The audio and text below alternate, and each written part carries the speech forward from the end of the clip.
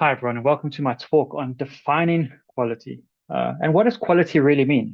Software quality means a lot of different things to different people. And I think sometimes as testers, we can tend to focus or get fixated on the idea of software quality being the number of defects or the lack of defects, in the software, and trying to represent software quality to the amount of test progress and test coverage that we have and the number of defects that we have or haven't found.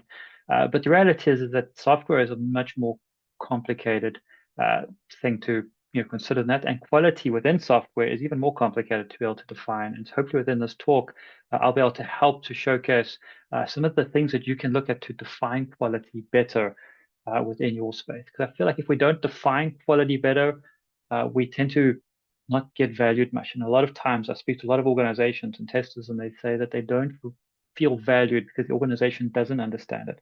And I don't believe it's because the organization doesn't understand it. I think it's because we don't do a good job in articulating it. And I think that's why it's so important to really work on how to, on trying to define quality a lot better.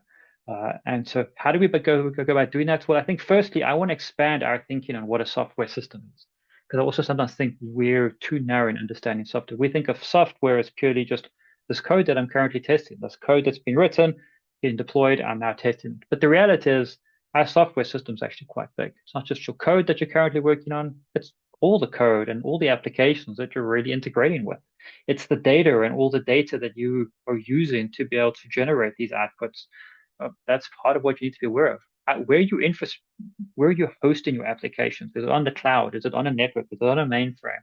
Uh, all these sort of network connections, that's part of your system and your application that you're testing. Your test environments and automation frameworks are part of that overall system that you're testing. And in thinking about that, any issues within those frameworks can create issues elsewhere in your system. So we shouldn't be isolating that.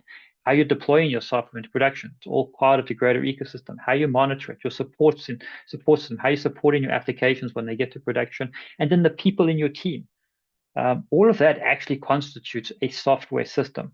And that's important because if we're not trying to think of issues and things that can go wrong or trying to define quality, we can't just define quality to this code that we're testing. We need to think about quality into this entirety of what actually defines our software system and the things that we are working on.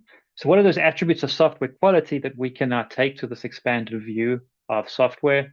Well, firstly, we can break it down into functional requirements. And so now we're going to look at how do we define quality. And I think typically most times we think about our functional requirements. We think about, well, our business requirements. What does the business need out of the software? What are their requirements? How are we tracking against those requirements? So from a business perspective, how are we tracking that? What's our user requirements and what do we need to know from a user perspective with regards to the stuff that we're working on? Those user requirements are very critical and important. Are there any product or technical requirements and things that are important from a technical perspective where we'll be working on an application, the business needs this, we've got some user stuff, we know how the users should be using our application, but maybe there's broader sort of technical things that we know that the system behaves a certain way. The system needs to work on certain versions and certain types of software or certain types of hardware and interface with different types of devices. We need to know these things, and those technical requirements are really important, and we can measure quality against those requirements. Then there's implementation requirements. How are you implementing it? What does this look like when you've got to move your software into production or how we're deploying it across those implementation requirements are part of a measure of quality. So if you're deploying this iteratively, if you're going through a deployment from this system to this system to this system, all of that becomes things that you can define. And then those transitional requirements, anything that transitions our software from one state to another also becomes part of a requirement that we need to track to measure quality. But then there's the broader non-functional requirements, which I think are even more interesting and even more important that we sometimes need to track against. And I think we typically tend to focus when we hear non-functional requirements, we tend to focus on load and performance and security. But the reality is there's a lot more to it. The usability of the software and how do you track that your software is achieving certain user uh, outcomes or that there's some sort of user template that it needs to meet. Does your software match that? How do you track your software against that? That's an aspect of quality that's important. Your capacity of your software to be able to scale to the number of users that it needs to, and its ability to be available is very important. how compatible is your software to be able to work with different things that your clients need is again another aspect of being able to measure the the quality of your software.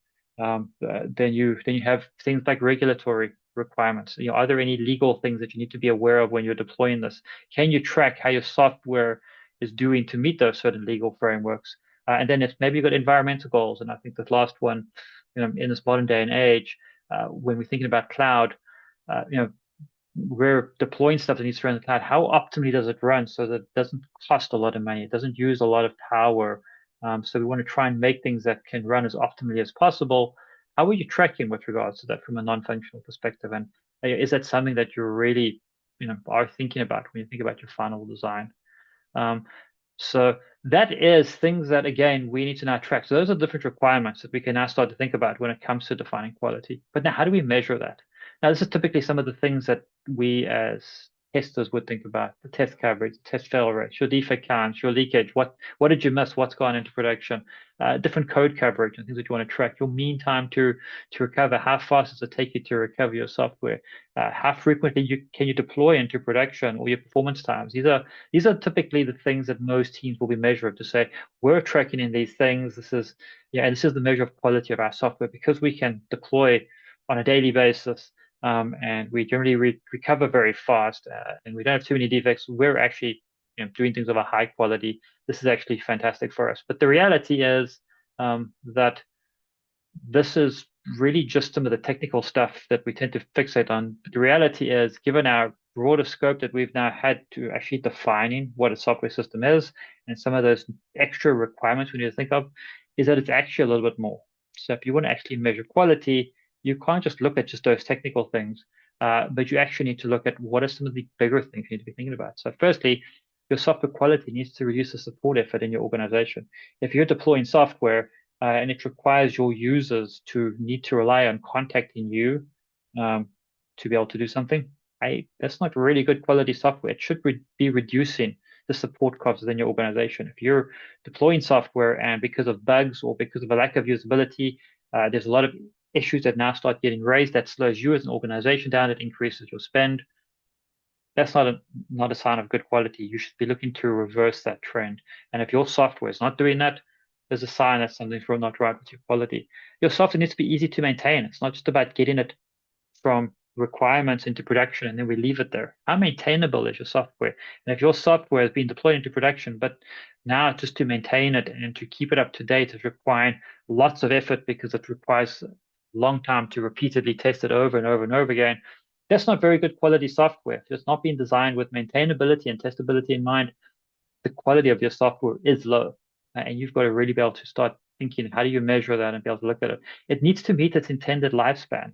I think, again, we tend to think of software quality when we're thinking in the testing phase from while I'm testing in this project and then we deploy and we forget. Quality is really only measured through the lifespan of an entire application. So how much are you measuring the quality of your software throughout its application? Now, most DevOps teams should be operating something and, you kind of your build run, sort of model where you've now built it, you've deployed it, and now you're running it, and now you've got to fix it along the way, and you own that space. But sometimes we fail to really put the pieces in. We tend to measure still too much what's going on at the development cycle, how many issues we're facing there, and not, well, we've now gone live. There's a lot of issues that we've built in live, but how is it actually going from a cost perspective? What's actually happening? How cost effective is this thing that we've built? What are some of the other issues we're picking up? It's not scaling really well. Every now and again, it falls down. It creates a bad user experience.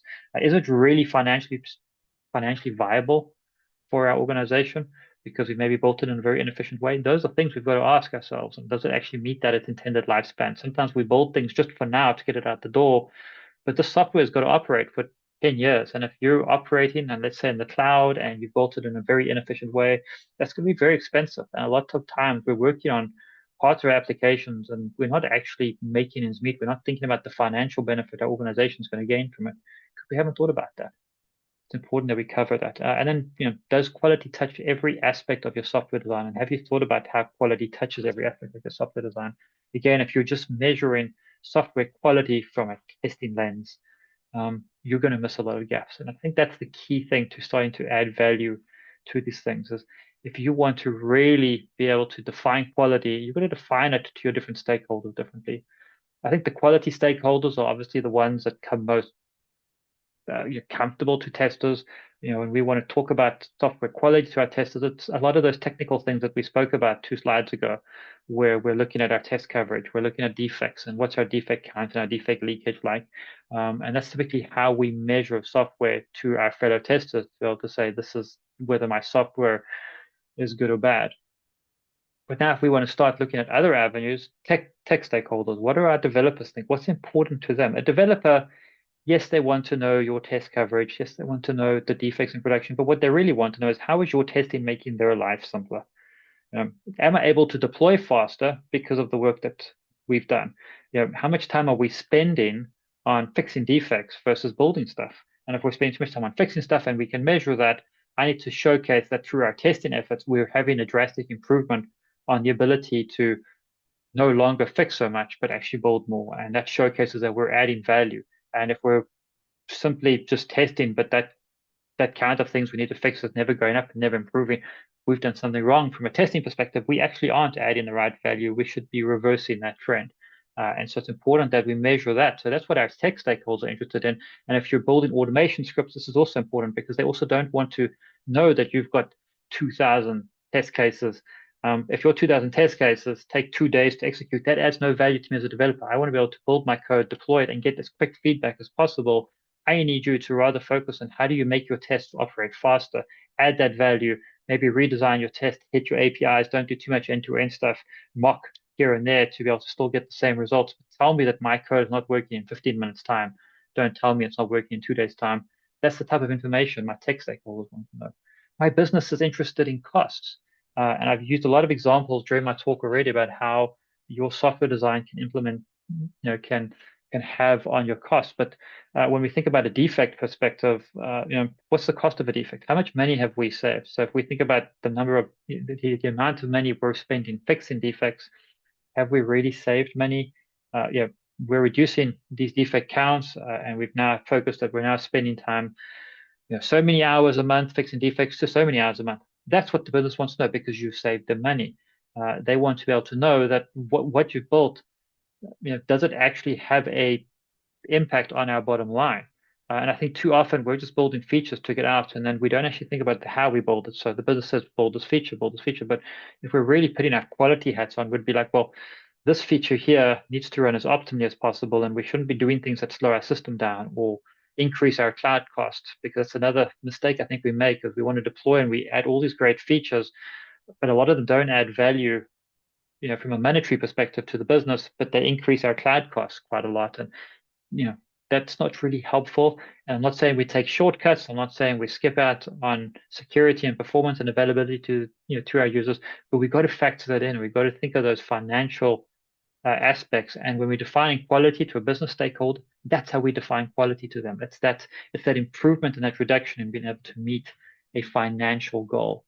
And then lastly, it's users and customers. Is that other stakeholder we need to think about? Our users and customers are also an important aspect. How do we show quality to them? If I'm a user, to me, quality software is, yes, something that works, it's reliable, it's nice, easy to use. But also if something wasn't working today and I report it and it's fixed tomorrow, that's a sign of great quality.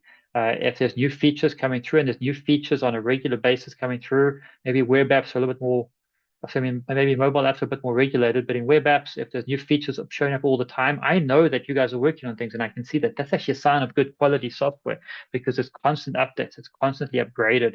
It's not, I'm using this browser, but now, your website is so far behind, it doesn't now gel well with my browser because you're not keeping up to date with modern technologies. That's not a good experience. You want to reduce that. And that's another aspect of good quality software for me from a user and customer perspective. So keep those lenses in mind. So, I guess in summary, there is a lot that goes into a software system, and often it's a lot bigger than what we think it is. But I think at the end of the day, what's important is that you need to understand that within your bigger software system, that you can measure it across two different stakeholders and think about how everything that is important to your customer, to your business, to your technical user, to your other quality peers does get measured, and that you consider all of those aspects of software quality when you're talking about quality to the different stakeholders. But I really want to hear from you. So if you have any questions, please go through to my website. Feel free to reach out to me. I want to hear how you are defining quality and the challenges you are having in your space to be able to really define quality better. Thank you.